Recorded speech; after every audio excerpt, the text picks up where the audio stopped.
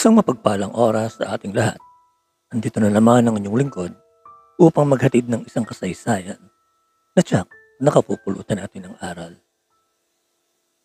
Ang ating kasaysayan sa mga oras na ito ay pinamagatang Tikim sa Girlfriend ni Bunso. Ngunit bago natin simulan ang ating kasaysayan sa mga oras na ito, kung bago ka lang napadaan sa aking channel, mangyaring paki-like, share, and subscribe. Maraming salamat. Dalawa lamang kaming magkapatid na lalaki. Ako si John Mark at ang kapatid ko naman ay tawagan na lang nating Wilfred. Pareho kaming pinalaki ng single dad.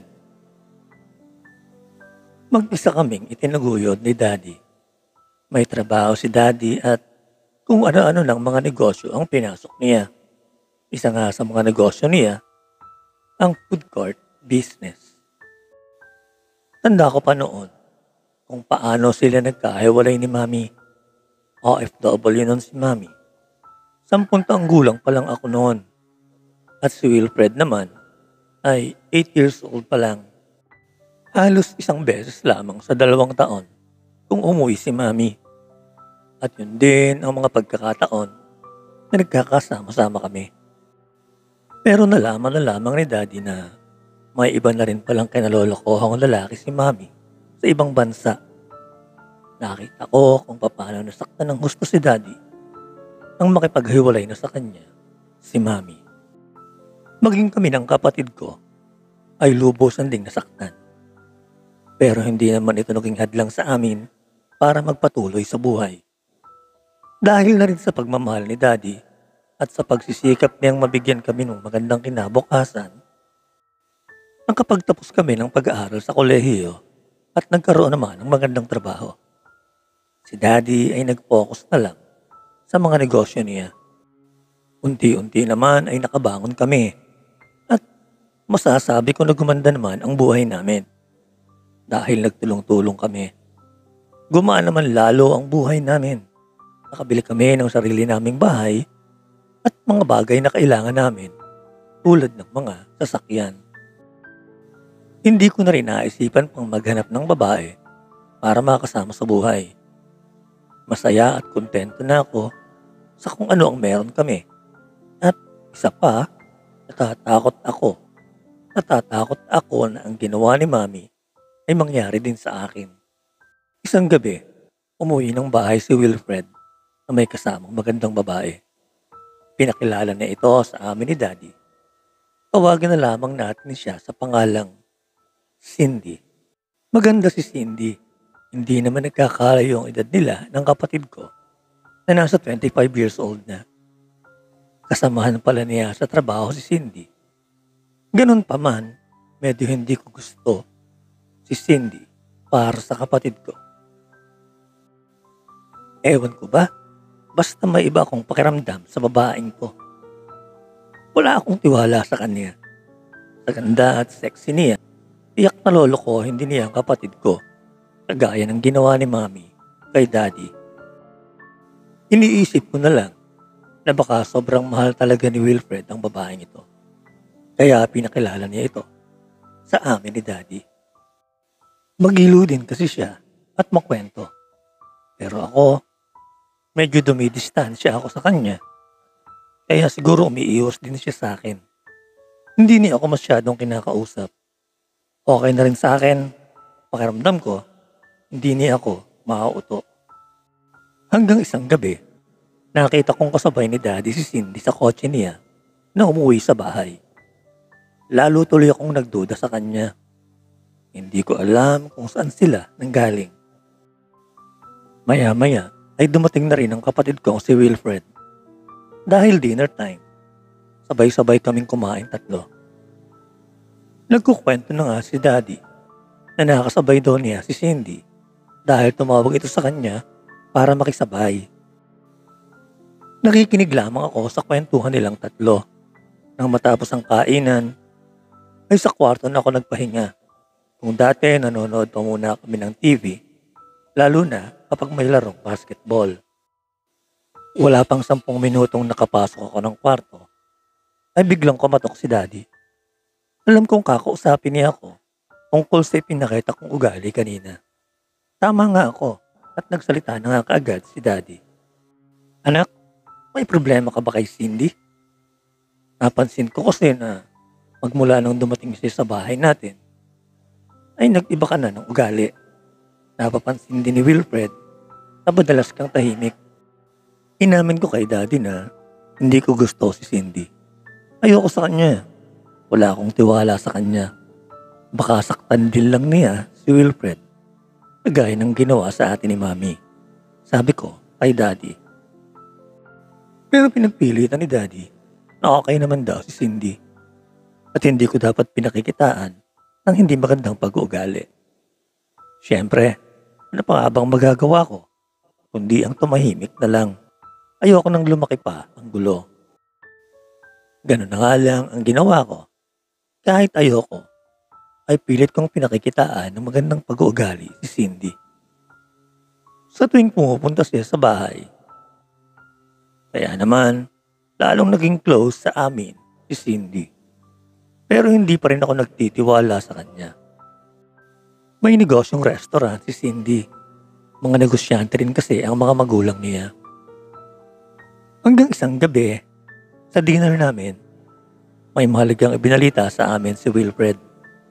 Magpapakasal na sila ni Cindy. Hindi ako natuwa sa narinig ko. Pero pinilit kong hindi magpahalata. Dahil nga, wala talaga akong tiwala kay Cindy. Nag-isip ako ng way para hindi matuloy ang kasal nila ng kapatid ko.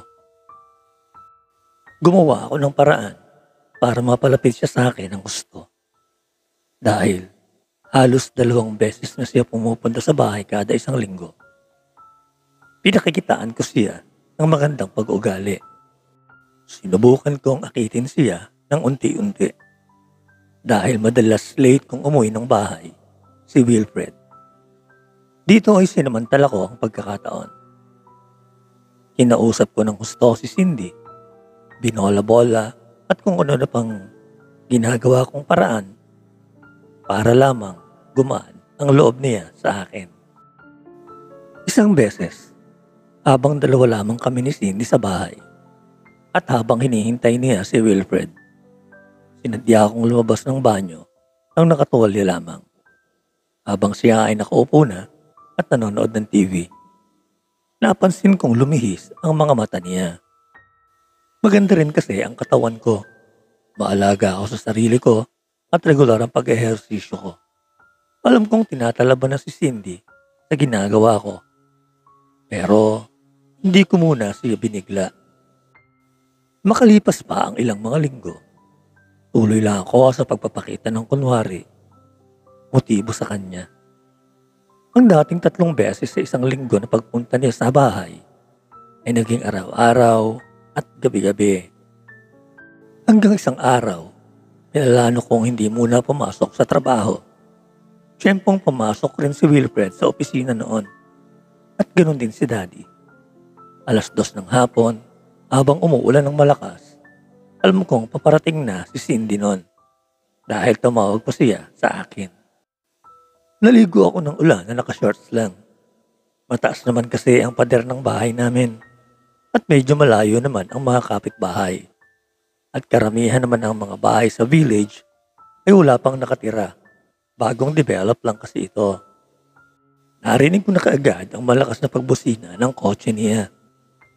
Malakas ang ulan. Naglakad na ako papunta sa gate para pagbuksan siya at nang makapasok.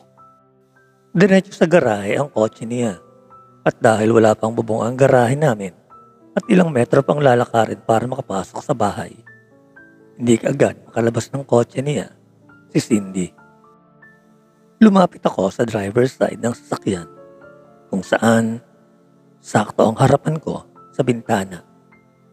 Naka-shorts lamang ako habang naliligo sa ulan. Binuksan niya ang bintana at nakita kong napatitig siya sa nakaumbo kong harapan. Hindi kaagad siya nakapagsalita. Kuha mo naman ako ng payong, John Mark. Ayokong mabasa ng ulan. Makiusap sa akin ni Cindy. Nakabihis pa ng damit pang opisina. Nakatingin lamang ako na inaasar pa siya. Maligo ka na lang, Cindy. Tayo lang naman ang tao dito eh. Wala sina Daddy at Wilfred. Salita ko pa sa kanya. Pero ayaw talaga niya. Lalo pang lumakas ang buhos ng ulan. Hanggang sa nagdesisyon na siyang sumugod sa ulan para makapasok na sa bahay. Binuksan niya ang pinto ng kotse at lumabas. Tatakbo na sana siya pero tumatawa akong hinarang siya para tuluyan na siyang mabasa.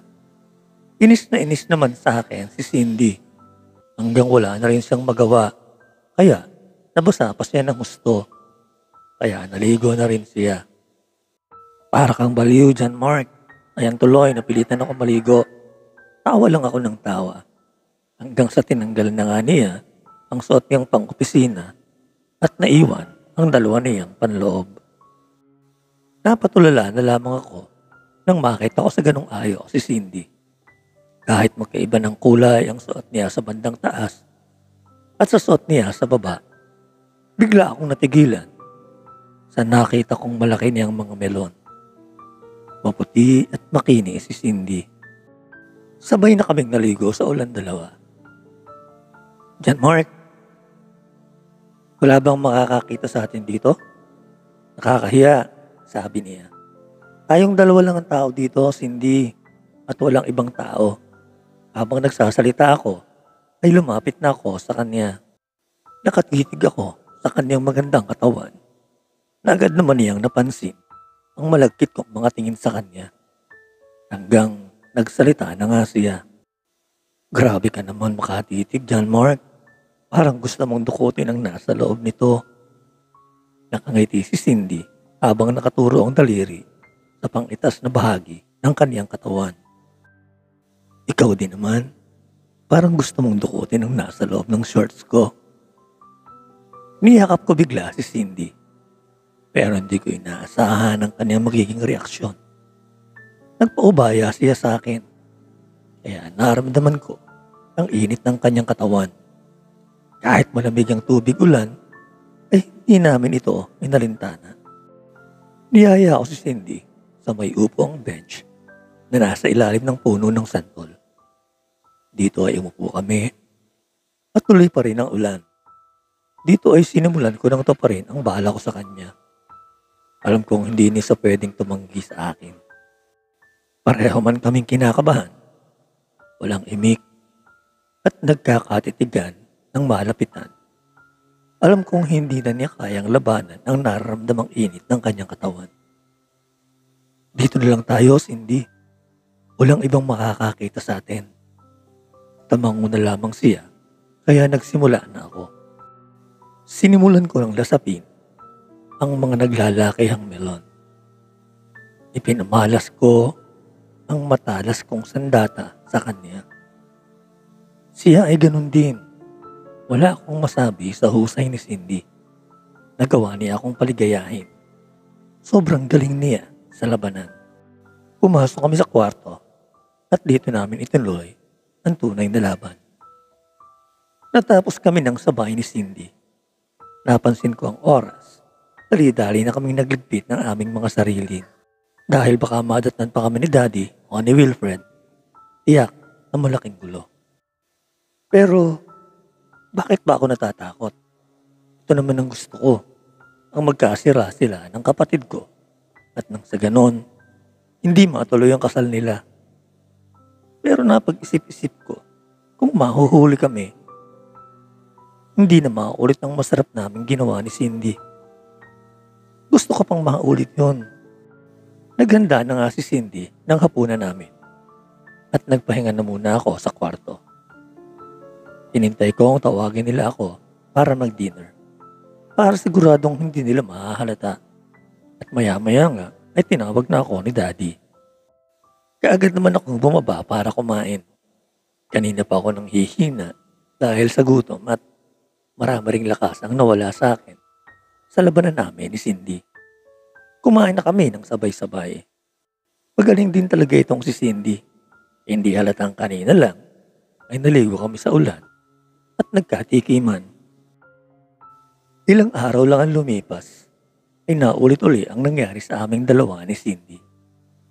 Inagahan ko ang uwi sa bahay galing trabaho para magpang-abot at magkita kami ni Cindy sa bahay. At dito nga ay nagkasarilinan kami. Dumating na rin sa punto na nagkikita na kami sa labas ni Cindy para mairahos ang pareho namin nararamdaman sa isa't isa. Wala akong ibang nararamdaman sa kanya kundi ang hanggang sa dumating ang araw na naguguluhan na rin ako. Kaya madalas kong matanong ang sarili ko kung matutuklasan ni Wilfred ang ginagawa namin ni Cindy. Magkakasira ba sila? Paano kung kaming magkapatid ang magkasira? Pero paano ko iiwasan ang masarap na pagkain? Kapag gutom ako, ay nakahain agad sa harapan ko. Nahihirapan din ako sa sitwasyong ako rin naman ang may gawa ng lahat. Habang lumilipas ang mga araw, lalo pa kaming naging attached sa isa't isa ni Cindy ng palihim. May mga pagkakataon pang muntik-muntikan na kaming mahuli ni Wilfred. Pero nakikita ko naman kay Wilfred kung gaano niya kamahal si Cindy. Alam kong ganun din naman si Cindy sa kanya. Ang tungkol sa amin ay hanggang sa puson lamang at walang kasamang puson. Dahil sa mga nakakita ko, ay napag-isipan kong itigil na ang kahibangan ko. Pero paano ako makakaalis kung lagi-lagi kong nakakasama si Cindy? Dahil dito ay nakapag-desisyon na akong kalimutan ko na ang lahat para na rin sa ikabubuti namin pare-pareho. Dahil sa kagustuhan ko ng kalimutan ng lahat at tigilan na ang kalokohan ko, ang ibang bansa na lamang ako. Dito nga ay ginugol ko ang mga oras ko sa trabaho hanggang sa tuluyan ko nang makalimutan ng lahat ang tungkol kay Cindy. 1 taon mahigit ang lumipas. Pinapauwi na ako ni Daddy para umano sa kasal ni na Cindy at Wilfred na kapatid ko. At dito po nagwawakas ang ating kasaysayan sa mga oras na ito. Nawa ay kinapulutan natin ng aral. Maraming salamat po.